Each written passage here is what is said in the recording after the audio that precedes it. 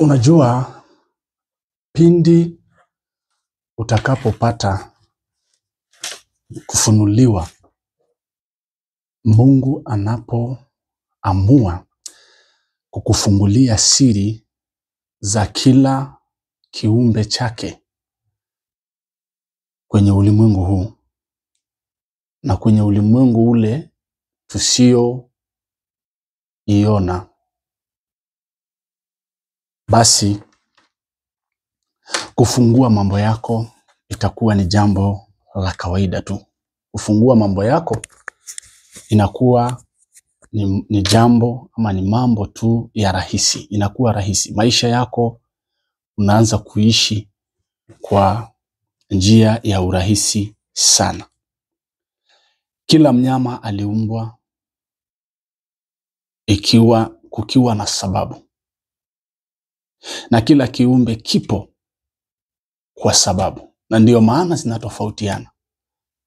Zinatofautiana kwa sababu kila moja iko na jukumu lake katika ulimwengu wa kimwili na katika ulimwengu wa kiroho. Watu wengi wanatazama vitu, wanaziangalia tu kwa upande wa kimwili, lakini hawatazami katika upande wa kiroho. Na hapo ndipo wengi wanapoteza. Wengi wanapotelea hapo. Maana hapo ndipo wanakutana na njia panda.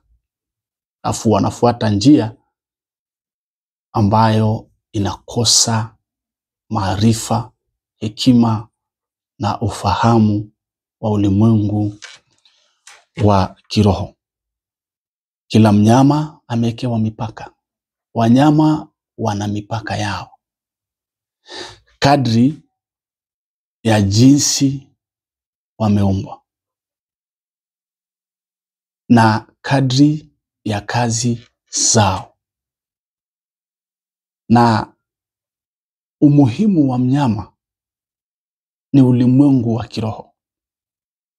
Haswa ulimwengu wa kiroho sana. Zaidi ya ulimwengu wa kimwili. There is, what am I trying to mean? Kuna kitu kinachozidi mnyama kukua chakula. Kuna kitu inayoenda zaidi ya mnyama kukua chakula tu. Kwa hivyo wanyama sio chakula tu. Wanyama sio mapambo tu. Wanyama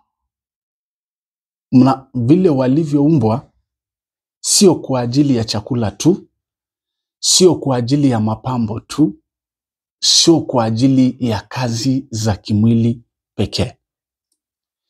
Kunayo habari na mambo za ulimwengu wa kiroho zenye kusababisha miujiza katika maisha ya mwanadamu. Funguo za miujiza. Lakini Mungu ameficha elimu hiyo kwa macho ya kawaida. Hiyo elimu imefichwa kwa macho ya kawaida.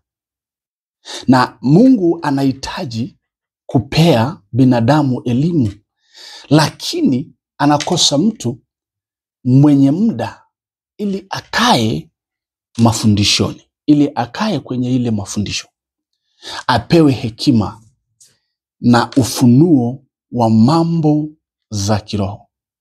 Kwa sababu kama vile kufahamu mambo za kimwili inahitaji elimu, inahitaji darasa zaidi ya miaka 18, hata saa ingine zaidi ya miaka 40.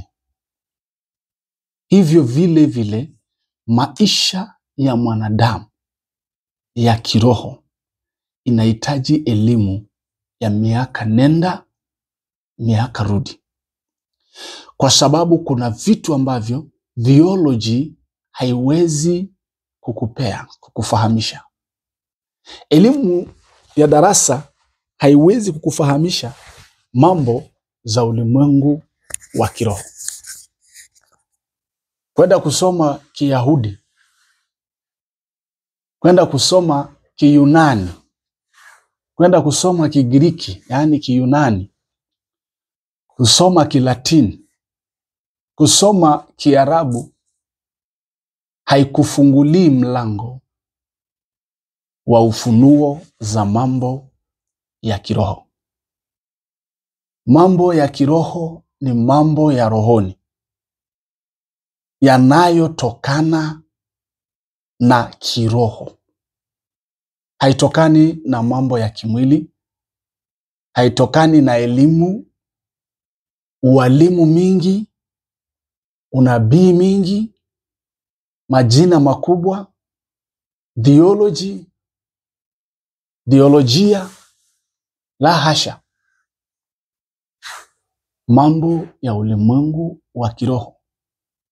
Kwa mfano, theology haiwezi kukufundisha samaki na kwa nini samaki fulani. Unapoingia katika mambo ya kiroho, ama mfano, nataka kutumia mfano kwa sababu watu wa giza wao wanajua kutumia ulimwengu wa kiroho, ndio maana wanakuwa wachawi. Kuna wanyama wachawi hawawezi wakamla. Kwa mfano, kuna wachawi hawawezi mla kondoo, kuna wachawi hawawezi mla nguruwe, na kuna samaki aina fulani wachawi ama wafuga majini hawawezi mla. Ukiuliza mwanatheolojia kwa nini hawamli mnyama huyo, mnyama yule ana uwezo mkubwa wa kufunga uchawi. Mnyama yule ana mamlaka ndani yake katika ulimwengu wa kiroho wa kufunga uchawi usifanyike. Yaani kupoesha uchawi, kupoesha nguvu za majini, kama vile maji inavyopoesha moto. Lakini theolojia haiwezi kukupatia siri kwa nini mnyama huyo ana uweza huo, na uweza huo iko sehemu gani, na inafanya kazi kwa njia gani na kwa mbinu gani. Biblia katika ulimwengu wa kiroho, Biblia hii katika ulimwengu wa kiroho, unapoisoma na kukaa kwenye mafundisho na ufunuo za Roho Mtakatifu wa Mungu, ndiye atakaye kufunulia vizuri habari kama hizo. Haifunuliwi na watu wanaovaa mavazi marefu ati ni walimu, ati ni maaskofu wakuu. Hiyo inafanywa na Roho Mtakatifu, ni kazi ya Roho Mtakatifu. Kwa hivyo mipaka za wanyama, maumbile yao yamekuja kwa jinsi yao kwa ajili ya kazi spesheli. Kunayo kazi fulani ambayo imesababisha viumbe hizi zikapata kuingia ama kutengenezwa kwa maumbile yale ama kwa mifano ile. Nadhania tunaelewana tunapoendelea kusoma pamoja taratibu. Nilikuambia kwamba Mungu anasema katika maandiko, my words are a spirit. Maneno yangu ni roho. Kwa hivyo Mungu anapoongea neno, ile neno inapotoka ndani yake, inatoka ikiwa hekima ama maarifa ya Mungu ama ufahamu wa Mungu, lakini in a form of a spirit. Inatoka ikiwa maroho fulani, yaani viumbe fulani, na kuanza kuvifanya vitu kuwepo. Kwa hivyo kama ni habari za maumbile ama viumbe vya baharini. Habari za viumbe vya baharini vinatokana vile vile na neno ambalo Mungu amelisema. Ndio maana Mungu akisema, maandiko yanasema kwamba Mungu akaumba. Mungu akaumba. Mungu akasema. Kuna mahali anasema Mungu akasema. Kuna sehemu anasema Mungu akaumba. Ikisema Mungu akaumba, ukumbuke ile neno iliyotumika hapo mwanzo. Anasema hapo mwanzo Mungu aliumba. Kwa hivyo it is an ideological word. Ni neno ambalo bado halijatoka kukamilika kukua kitu. Bado ni neno ambalo liko kwenye idea. Bado haijatengenezeka. Ni neno ambalo bado haijatengenezeka. Ndiyo maana ndio maana anasema kwamba Mungu akaumba. Kwa hivyo kuumba hii ni uumbaji ambayo ni neno ambalo bado halijakuwa. Ni neno ambalo halijakuwa. Popote unapopitia pale kwenye Biblia ikisema kwamba Mungu akaumba, hiyo ni neno ambalo bado halijakuwa. Bado ni idea, liko kwenye wazo la Mungu, liko kwenye mchoro. Alafu baada ya kukua kwenye mchoro, sasa inatoka kama nuru ambayo tuliiongelea hapo mbeleni, inayomaanisha hekima au maarifa ya Mungu. Inatoka katika maarifa ya Mungu. Sasa ikitoka kama maarifa ama inapojengeka kama maarifa ya Mungu na kutoka katika maarifa ya Mungu, inachukua umbile la kiroho. Yaani maarifa hiyo inaanza kukua a living thing, yaani kiumbe kinachoishi. Sasa ikisha kuwa kiumbe kinachoishi, inatoka sasa kwenda kutimiza lile neno ambalo limeongelewa. Kwa hivyo maarifa ya Mungu ni kiumbe, ni viumbe, ni maroho fulani. Bahari haiwezi tengeneza, haina mikono ya kutengeneza kitu. Lakini ukisoma maandiko hapa kwenye mlango wake ni wa 21, aya ya 21, mlango wake ni ni sura ya kwanza ya Mwanzo aya ya 21, utasikia sasa kuanzia aya ya 20 anasema, nasoma kwa kilugha ya Kizungu, anasema and God said, let the waters bring forth swarms of living creatures. Let the waters bring forth. Yaani maji yatoe. Yatoe. Zikitoa wapi? Maji ikitoa wapi viumbe hivi? Inasema swarms of living creatures. Viumbe vinavyoishi. Wingi wa viumbe vinavyoishi. Bahari itoe. Haya ni maneno. Lakini zinatoka wapi? Bahari haina mikono.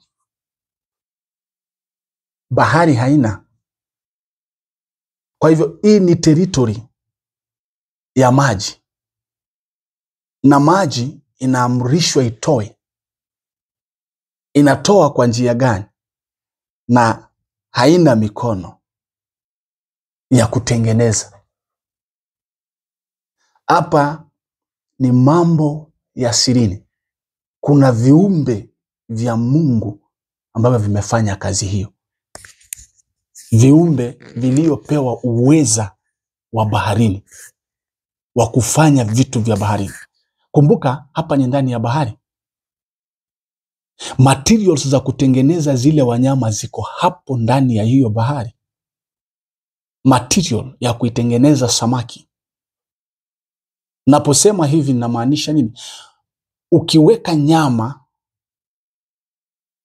ya aina nyingine yoyote ya nchi kavu, kutoka kwenye nchi kavu, ukiweka kwenye maji inaoza. Inakuwa kitu chafu, kitu ambacho kinaharibika ikikaa kwa muda. hata pengine haiwezi maliza wiki ama hata mwezi ikienda sana bila kuharibika. Lakini samaki ni nyama, mamba ni nyama, nyangumi ni nyama, papa ni nyama, pweza ni nyama, kuna kobe za baharini ni nyama.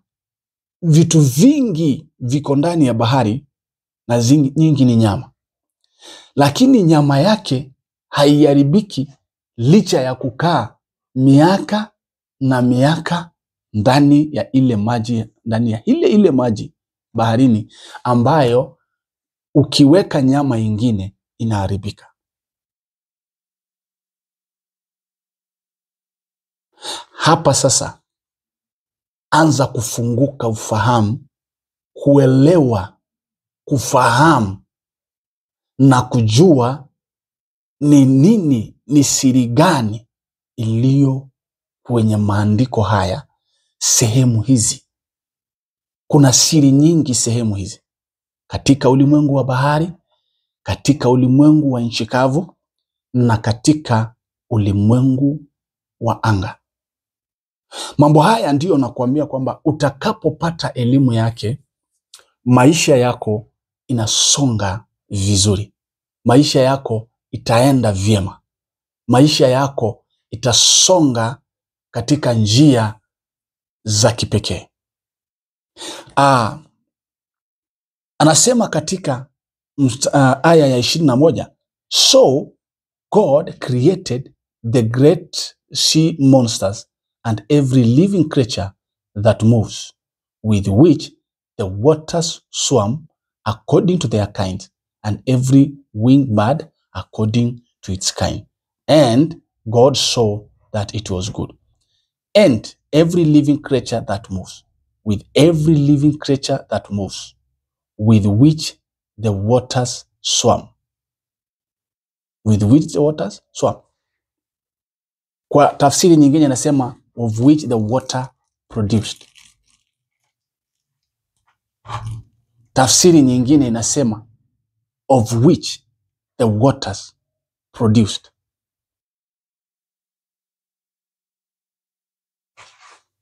Kumaanisha ni maji imetengeneza. Kwa lugha plain language inatutolea kanakali ni maji imetengeneza na kutoa viumbe hivi. Walakini sio hivyo. Mungu anapoongea anasema my word is a spirit. Kwa hivyo every time God speaks, it's a certain spirit released. It's a certain spirit formed. So when God said, let there be, it's a spirit that has come out to go to accomplish that thing. So he says, my words are like rain that when it rains upon the dry land, it gives it life to produce the vegetation, the grass, the vegetations, the herbs in the fields.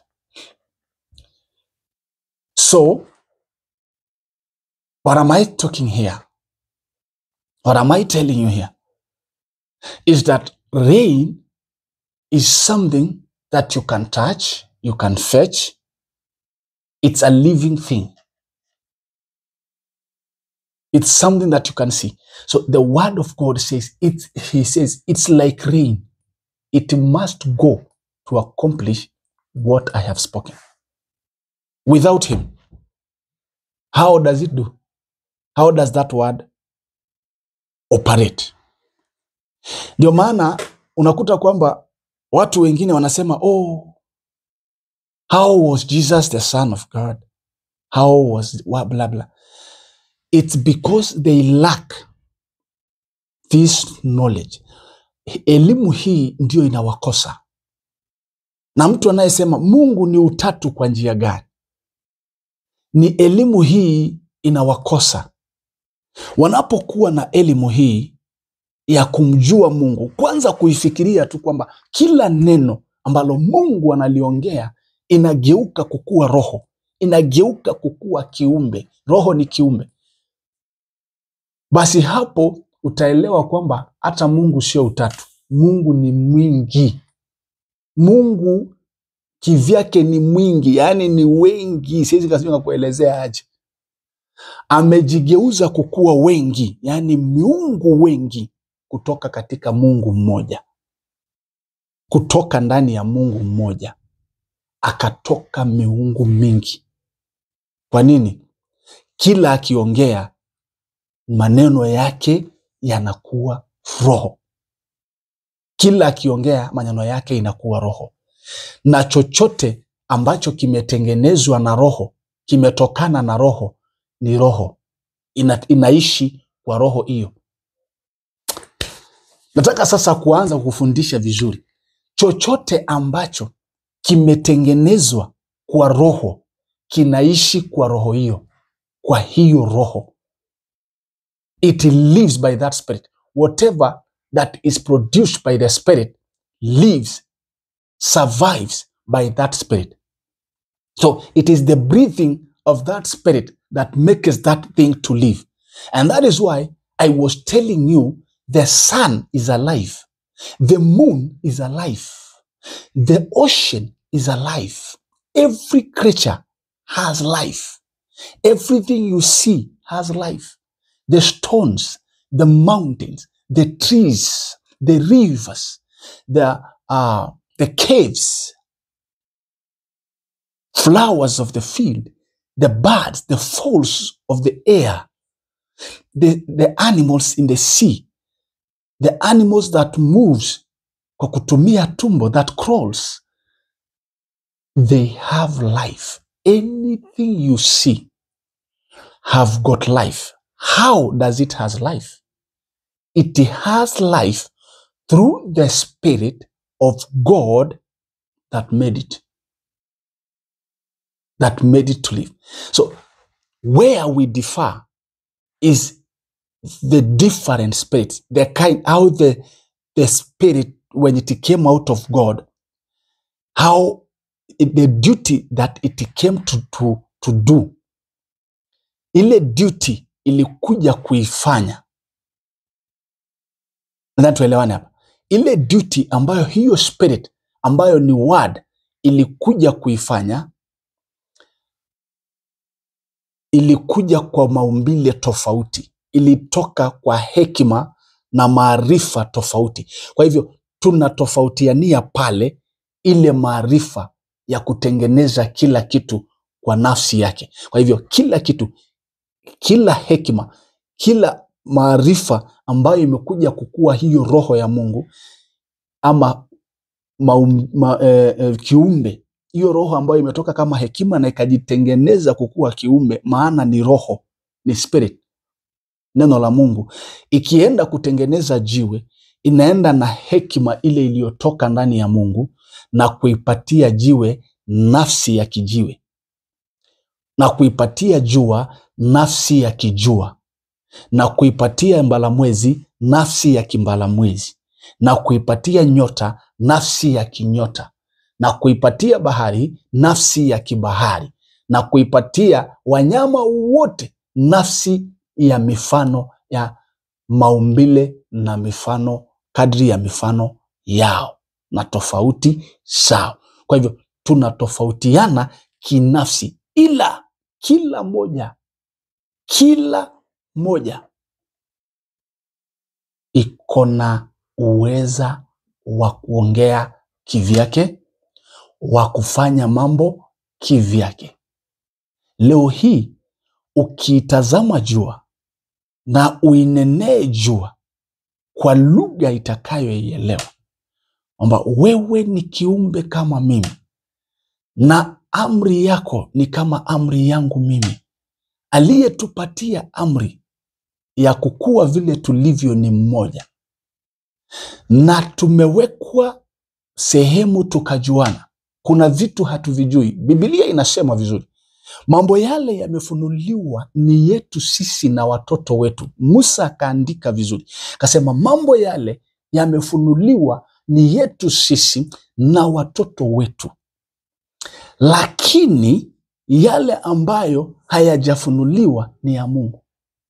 Kwa hivyo kuna vitu vingi ambayo sisi hatujafunuliwa, hatujui, lakini kuna zile tumefunuliwa, tunajua, tunaweza tukazitumia, tunaweza tukaziamrisha. Mambo miujiza. Ukiongea na spirit ya jua inayopatia jua kuishi, ukiongea na spirit inayopatia mbalamwezi kuishi, ukiongea na hiyo spirit, hiyo maarifa ya Mungu inayopatia bahari kuishi, ukiongelesha, hakika itatii na itafanya vile umeiambia, vile umeiomba ifanye. Ukiambia jua wewe ni kiumbe kama mimi, ewe nafsi ya jua, cooperate, shirikiana na nafsi yangu kunitolea shida hii 1, 2, 3. Hata kama ni mama hazai, I tell you, kizazi kinafunguka. Nimewahi kuombea watu ambayo vizazi vyao vimefungika, hata wakwetu nyumbani, na vizazi vikafunguka na hawajui, lakini mimi ninajua. Kwa sababu unawaombea kwa kutumia hekima ile maarifa ya Mungu. Tunachokosa ni kitu kimoja. Hatujui kuomba. Hatujui kuomba kwa kuongelea, kwa kutumia maarifa ile Mungu ameweka kwa kila kitu. Kwa kila kitu. Wewe ukitaka kutosheka, wewe ukitaka kuishi kwa amani, wewe ukitaka kuishi bila shari yoyote, ukitaka kutembea ndani ya watu ukiwa vizuri bila tatizo iwayo yoyote, my brother, my sister, funguka kwa hekima, kwa elimu. Tafuta elimu na hekima ya viumbe vyote, ili ukuwe unainenea kila kiumbe, kila nafsi ya viumbe vyote, ya vitu vyote. Yeshua akainenea jua.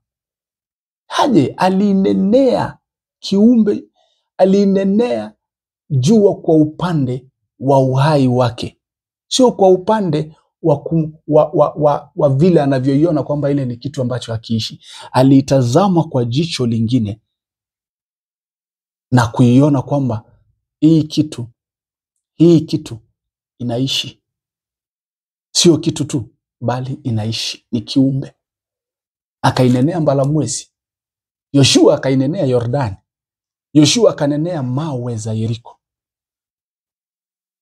Sauti tu ikaangusha ukuta wa Yeriko. Kwani ni wana wa Yeriko hawakuwa wanajua kwamba mawe, wao wanafikiria ni kitu tu wametengeneza nayo ukuta. Lakini kumbe mawe, ndugu yangu, inaongea, inanena, inazungumza. Balaam atakuonyesha mambo haya alipokuwa punda yake ilipoongea.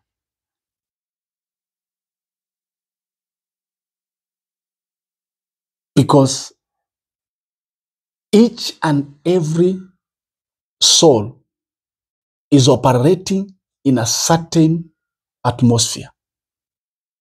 It's operating in a certain atmosphere.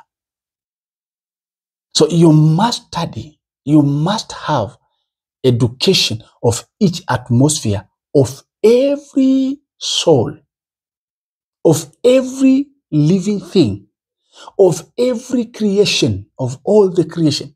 You must know the atmospheres.